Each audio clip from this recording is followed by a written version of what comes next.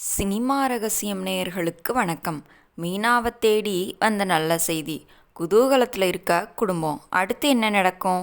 சிறகடிக்க ஆசை சீரியலில் இன்று ரேகாவை தேடும் பணியில் சிந்தாமணி இருக்கவே முத்து மென்மேலும் அவரது தொழிலில் வளர்ந்து கொண்டே செல்கிறாரு. சிறகடிக்க ஆசை சீரியல் இன்று மீனா தெருவாக தேடிய முத்து ஒரு கட்டத்திற்கு மேலே சிந்தாமணி வீட்டிற்கு சென்று என் பொண்டாட்டிய என்ன பண்ணுன அப்படின்னு கேட்டு சண்டையிடுறாரு. அதற்கு சிந்தாமணியும் அவரது கணவரும் நாங்கள் எதுவும் பண்ணலை, எங்களுக்கு சத்தியமாக தெரியாது, உன் பொண்டாட்டியை காணலைன்னா நீ போலீஸ் ஸ்டேஷனில் கம்ப்ளைண்ட் பண்ணு என்று சொல்கிறாங்க.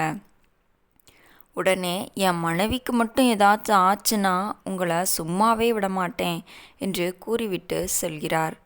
தொடர்ந்து வீடு திரும்பிய முத்து மீனாவின் 2 வீலர் இருப்பதை பார்த்து சந்தோஷப்படுறாரு. உள்ளே சென்று முத்து மீனாவை பார்த்ததும் கத்துறாரு. ஏன் நீ சொல்லாமல் போயிட்ட? எங்கே போன?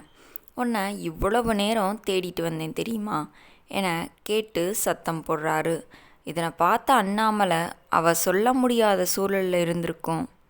முதல்ல சாப்பிட்டு அப்புறம் பேசு என்று சொல்கிறாரு. பிறகு ரூமில் அமர்ந்திருக்கும்போது முத்து கோபமாக பேசவே மீனா லட்சுமி அக்காவின் மகளுக்கு பிரசவ வலி வந்ததாகவும் நான் கூட இருந்து பார்த்து கொண்டதால் ஃபோன் பண்ண வேண்டும் என்ற எண்ணம் கூட வரலை என்று கூறுறாங்க.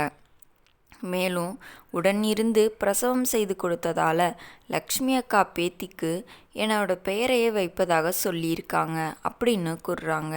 இதை கேட்ட முத்துவோ மகிழ்ச்சியில் பயங்கரமாக குதிக்கிறாரு. தொடர்ந்து மறுநாள் காலையில் டூரிஸ்ட் அசோசியேஷனில் இருந்து வந்த கார் உறுப்பினர்கள் எல்லாருமே முத்துவை நிறைய கார் வச்சு வாடகைக்கு விடுவதனாலையும் நிறைய நல்லது செய்த காரணத்தினாலையும் அவங்க சங்கத்தில் முத்துவை மெம்பராக தேர்ந்தெடுக்கிறாங்கன்னு தெரிவிச்சிருக்காங்க. இதனை கேட்டு மகிழ்ச்சி அடைந்த மொத்த குடும்பமும் முத்துவை பற்றி பாராட்டி தள்ளுறாங்க. இதோட இன்றைக்கான எபிசோட் முடியுதுங்க. ஆனாலும் அதை பார்த்துட்டு விஜயாவும் நம்ம மனோஜும் பொறாமப்பட்டுட்டு தாங்க இருக்காங்க. மனோஜை பார்த்து விஜயா கேட்குறாங்க, உன்னை நான் எவ்வளோ நல்லா படிக்க வச்சேன், என்னென்ன பண்ணேன், ஆனால் நீ இந்த மாதிரி எதுவுமே ஒரு நல்லதே பண்ணலையே, வாழ்க்கையில் உயரத்துக்கு போகவே இல்லையே, கடனுக்கு மேலே கடனாக தானே வாங்கி வச்சிட்ருக்க. ஆனால் அவளை பாரு பூக்கடையில் ஏதோ பெரிய பொறுப்பில் இருக்குன்றான், இவனை பாரு ஏதோ கார் அசோசியேஷனில் இவனை தேர்ந்தெடுக்கிறாங்க அப்படின்னு சொல்கிறாங்க அப்படின்னு சொல்லி வயிறு எரிஞ்சு பேசிகிட்டு இருக்காங்க. இதை பார்த்து மனோஜும் அவங்க 2 பேரை கோவமாக பார்த்துட்ருக்காரு. நம்ம சேனலில் போடுற வீடியோஸ் உங்களுக்கு பிடிச்சிருந்துச்சுன்னா மறக்காமல் நம்ம சேனலை லைக் பண்ணிக்கோங்க, சப்ஸ்கிரைப் பண்ணிக்கோங்க. நாளைக்கு பார்க்கலாம். Bye friends.